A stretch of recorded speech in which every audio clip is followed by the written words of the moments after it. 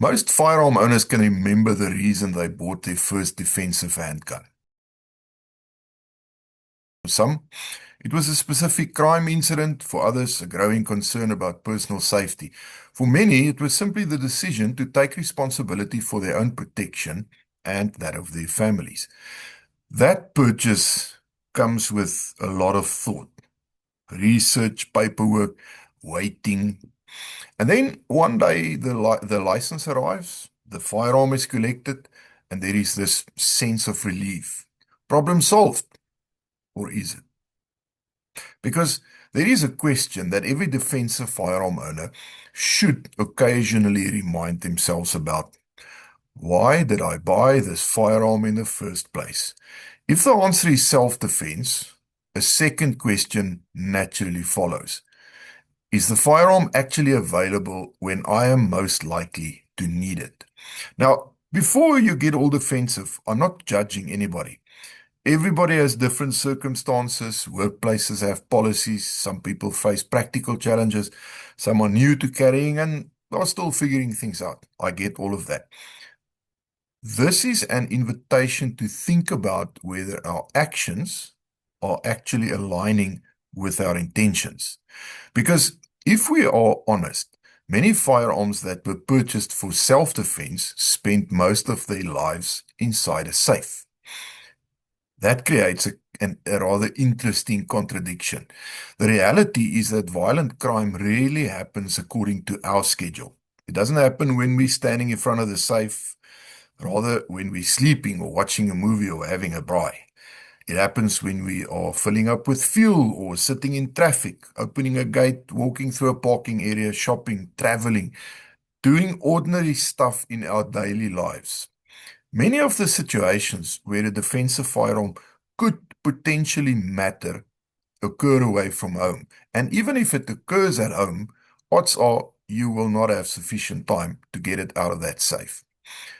Now, I'm certainly not saying that carrying a firearm guarantees your safety, because it certainly doesn't guarantee success. It most certainly doesn't make you invincible. But there is one thing that we can say with certainty. A firearm that is inaccessible cannot influence the outcome at all. That is merely a practical observation. If the purpose of the tool is personal protection, then availability matters. There is another consequence when a firearm spends most of its time in the safe. Familiarity never develops. Think about a skill that you've learned, and I think the skill that pops into my mind is driving, because I think it's safe enough to say most people are familiar with that. Can you remember the first time you were driving? How alien it felt to do gear changes while trying to keep the car on the road, etc. It was difficult, all of these actions. But after time, it started feeling so natural. The more regularly you interact with the equipment, the more natural it becomes. Firearms are no different to that.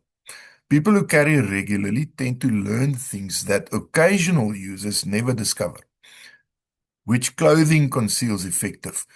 How to move comfortably with the firearm? How to manage daily activities while carrying?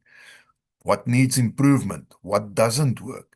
And because the firearm is part of daily life, they're also more likely to practice with it, more likely to dry fire, more likely to visit the range, more likely to regularly attend training to continue refining their skills with it. Competence isn't something that arrives with a license card.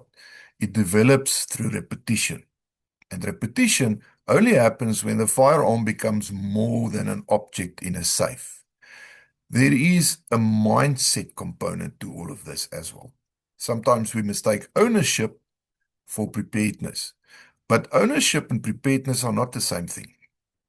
Owning a first aid kit doesn't mean you can suddenly treat trauma.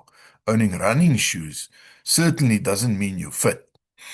And owning a firearm doesn't automatically make you prepared for a violent encounter. It's merely the beginning. Now, none of this means everybody should carry every hour of every day. I mean, that remains a personal choice. And life is more complicated than that. But it does mean that we should periodically revisit the reason why we purchased the firearm in the first place. Because if your goal was self-defense, then we should honestly evaluate whether our habits are supporting that goal. Not from a place of guilt or judgment, simply from a place of logic. The firearm in the safe may provide peace of mind, but peace of mind and capability are not necessarily the same thing. Capability comes from accessibility. Capability comes from real competence. Capability comes from consistent, responsible practice. So here is my question for this Fortis brief. If your firearm was purchased for self-defense, is it positioned where it can actually do the job you purchased it to do?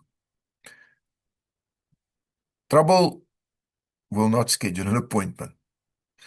It certainly will not wait until you're ready. And it certainly will not pause while you unlock your safe. Food for thought. Stay safe, stay capable, stay ready.